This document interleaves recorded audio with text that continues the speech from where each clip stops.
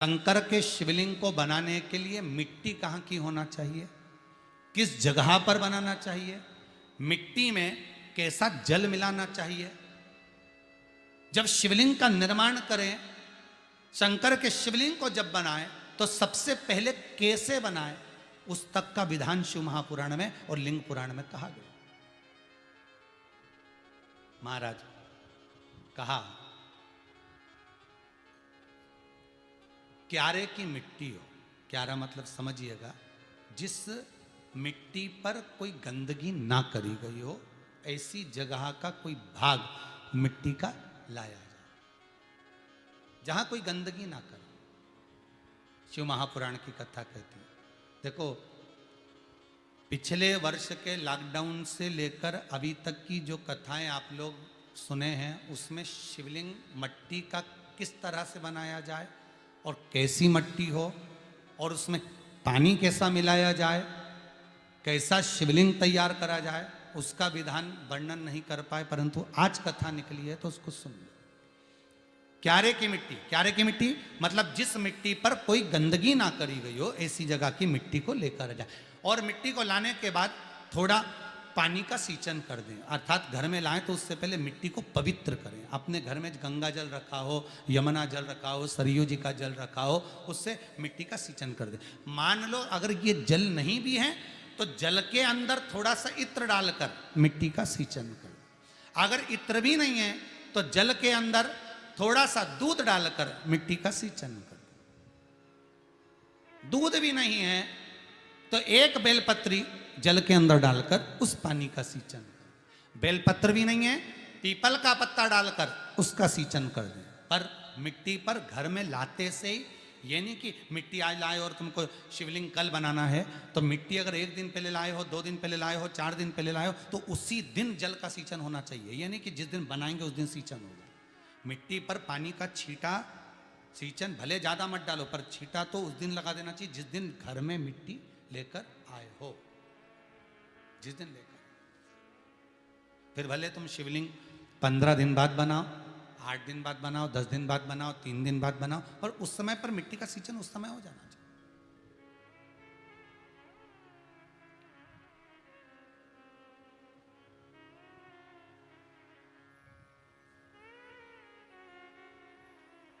फिर कहा, जिस दिन शिवलिंग का निर्माण करो उस दिन प्रातः में अगर आप शिवलिंग बना रहे हैं तो ब्रह्म मुहूर्त में मिट्टी को गला दो।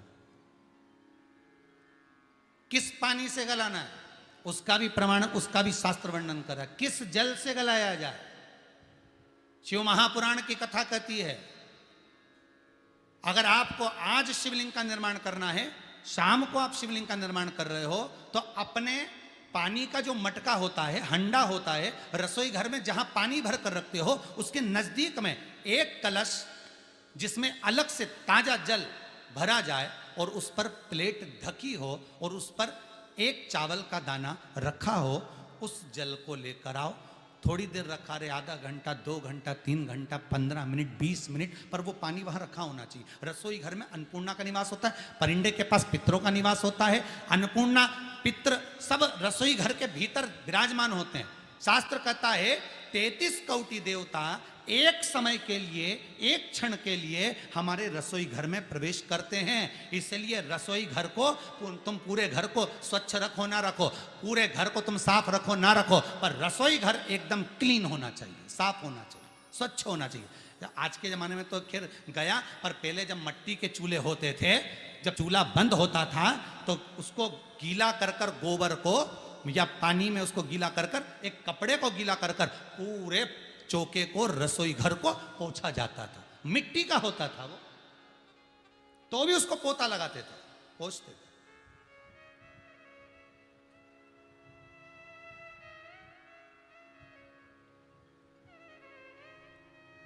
तो पहला क्रम है पार्थिव शिवलिंग का निर्माण। सावन के महीने में अगर आप शिवलिंग बनाते हैं, सोमवार को शिवलिंग बनाते हैं, तो नियम ध्यान रखिएगा महाराज, लिंग पुराण से है ये, इसका नियम ध्यान रखिए। क्या करना है, मिट्टी को लाना है, जल का छींटा देना, छींटा जरूर देना, घर में लेकर आए और जल का छींटा होना जरूरी है। 2 दिन तक 3 दिन तक मिट्टी रखी हुई है, और उसके बाद अगर आपने पानी का छींटा नहीं दिया है और आपने डायरेक्ट मिट्टी को गला दिया और उसके बाद बनाया, तो उसका कोई प्रमाण नहीं। जल का छींटा अवश्य। फिर उसको रख दें, 15 दिन बाद बनाओ, 4 दिन बाद बनाओ, 3 दिन बाद बनाओ, 2 दिन बाद बनाओ। शिवलिंग जब बनाओ तब उस मिट्टी को, जो कलश आपने रसोई घर में रखा है चावल का दाना रखकर प्लेट के ऊपर, अर्थात उस कलश का जल उस मिट्टी में थोड़ा सा डालिए। क्यों डाला जाता है उसका भी भाव वर्णन किया है। अब भविष्य पुराण, स्कंद पुराण और अग्नि पुराण, इन तीनों से ले लिया गया। वर्णन किया गया, जब उस कलश का जल हम डालते हैं तो उस कलश में पितरों का भाव आ जाता है, अन्नपूर्णा का भाव आ जाता है, घर में लक्ष्मी का भाव आ जाता है, संपदा का भाव आ जाता है।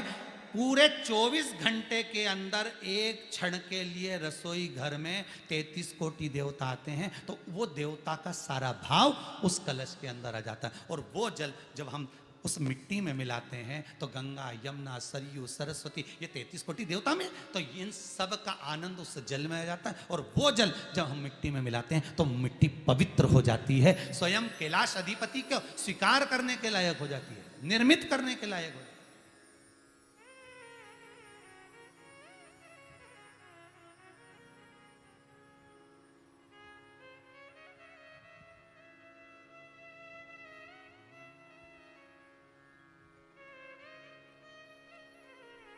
शिवलिंग का निर्माण। अब शिवलिंग का निर्माण कैसे करना? मिट्टी में गला दिया पानी में। सबसे पहले शिवलिंग बनाने से पहले पात्र जो होता है उसके नीचे एक बेलपत्र रखी जाती है। क्या रखना है? एक बेलपत्र। शंकर को झेलने के लिए कोई साधारण नहीं है पात्र जिस पे झेला जाए। स्वयं गंगा शिव की जटा में, और आप शंकर के शिवलिंग का निर्माण कर रहे हो, कोई साधारण नहीं हो सकता। स्वयं आप विदेश्वर संहिता के अंतर्गत पढ़े कि ब्रह्मा और विष्णु, ब्रह्मा ऊपर जा रहे हैं, भगवान विष्णु नीचे जा रहे हैं, तो पता नहीं कर पा रहे कि यहां चरण कहां पर और शीश कहां पर है, उसको जान ही नहीं पा रहे।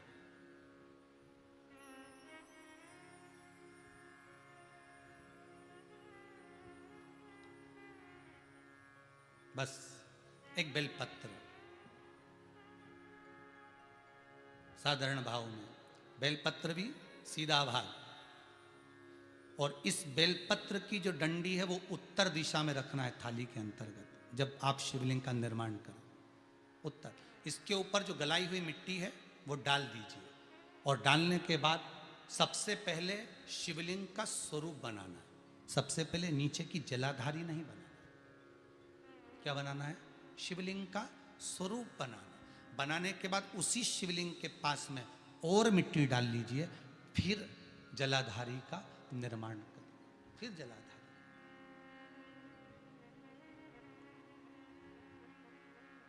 शिवलिंग जलाधारी निर्मित हो गई। शंकर जी का संपूर्ण परिवार शिवलिंग में रहता है, आपको पहले भी कहा। भगवान भूत अधिपति भूतेश्वर, भगवान शिव का संपूर्ण परिवार शिवलिंग में, पहले भी कथा में कहा, आज फिर आपको वर्णन कर देते हैं। जैसे ये जलाधारी है गोल, ये चरण है, ये शिवलिंग है।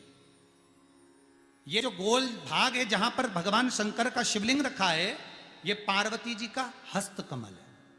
जहां से पानी नीचे गिर रहा है, इसके राइट भाग में श्री गणेश जी का स्थान, लेफ्ट भाग में श्री कार्तिकेय जी का स्थान।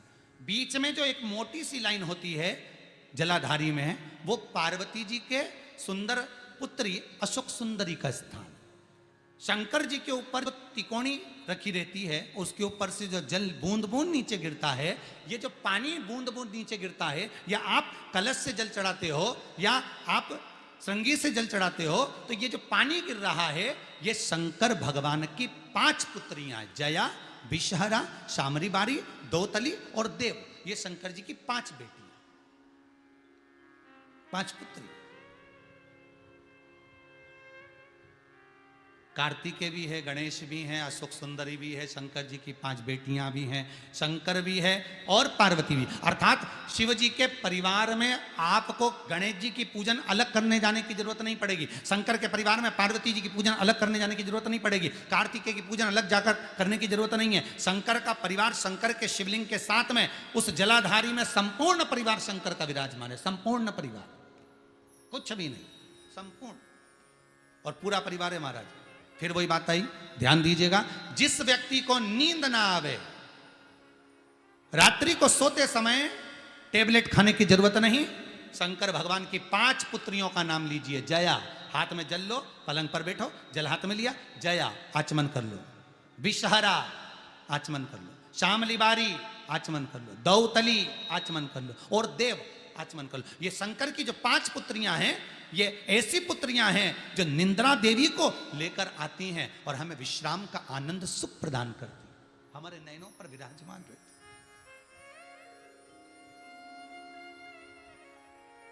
हाँ, यदि विवाह नहीं हो रहा, शादी नहीं हो रही है, बहुत समय से लगन देख रहे हो, शादी नहीं हो रही, बहुत समय से परेशान हो गए कि विवाह ही नहीं हो रहा, हम तो टेंशन में पड़ गए, लड़की 28 साल 30 साल का लड़का हो गया, विवाह नहीं हो रहा, कुछ मत करो।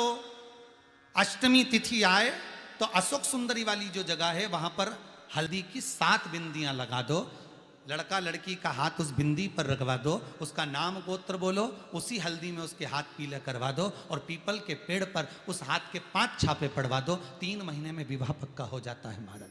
उसका इतना, अशोक सुंदरी के उस हल्दी का इतना प्रमाण,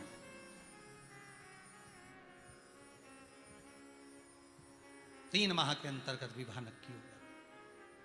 इतना इतना प्रमाण है महाराज, भगवान शिव की आराधना का कोई साधारण फल है महाराज।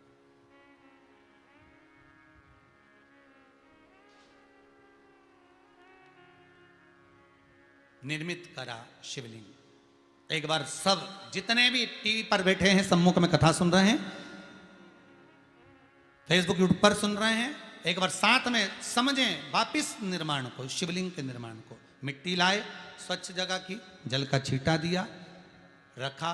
जब शिवलिंग बनाया तो 1 कलश पानी पहले से 2 घंटा, आधा घंटा, 15 मिनट, 20 मिनट पहले उसको रख दिया, उसी पानी से उसको गीला करा। गीला करने के बाद उसका निर्माण सबसे पहले बेलपत्री, बेलपत्री के ऊपर मिट्टी, मिट्टी के ऊपर रखकर शिवलिंग का निर्माण, फिर जलाधारी का निर्माण और शिवलिंग का निर्माण पूर्ण होने के बाद में फिर बाबा का सुंदर भाव से आप श्रृंगार करें, अभिषेक करें, पूजन करें। और एक बात याद रखना, पार्थिव शिवलिंग का अगर निर्माण करा है तो आपको वो पार्थिव शिवलिंग को रात्रि होने से पहले विसर्जन होना जरूरी है। हाँ, अगर कोई शिवरात्रि का दिन है तो फिर आप पूरी रात रख सकते हो, हरतालिका तीज का दिन है पूरी रात रख सकते हो, बड़ी तीज है, छोटी तीज है, आप शिवलिंग बनाए हो तो आप पूरी रात रख सकते हो, विशेष कोई उत्सव है, श्रावण का महीना है, पूरी रात रख सकते हो। पर बाकी के समय अगर आप शिवलिंग का निर्माण करें तो उसको सूर्यास्त होने के पहले आप उसको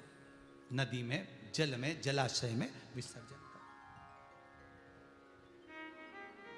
बहुत ध्यान दीजिएगा, विसर्जन करते समय जब आप विसर्जन करें, पानी में अपने पात्र को, शिवलिंग को जब छोड़ें, उस समय पर ध्यान दीजिएगा कि शिवलिंग की जो जल की धार है, जिसका उत्तर की ओर जो जल की धार होती है, विसर्जन करते समय वो जल की धार अर्थात वो उत्तर का भाग हमारी ओर होना चाहिए और थाली इस तरह से पकड़ें कि वो भाग हमको जब डालें तो वो भाग हमको दिखे, थोड़ा सा नजर आए पानी में डालते समय। और जब वो थोड़ा भाग दिखता रहे, और जिसलिए आपने शिवलिंग बनाया, जिस कामना से आपने शिवलिंग बनाया है, वो कामना उस भाग को पानी में देखते देखते बोल दीजिए, वो कामना पूर्ण हो जाती है। इसको कहते हैं पार्थिव शिवलिंग का निर्माण करना और उसकी आराधना करना। उसकी आराधना कई लोग करते हैं, बना भी लेते हैं, पूजन भी करते हैं, और कई बार कहते हैं हमारा काम नहीं, तो उसमें भगवान का दोष नहीं है, दोष अपना देखो। आप आए नहीं, सुबह हो गई, मेरी पूजा की थाली धरी की धरी रहे, क्यों नहीं आए, किस लिए नहीं, वो हमें देखना।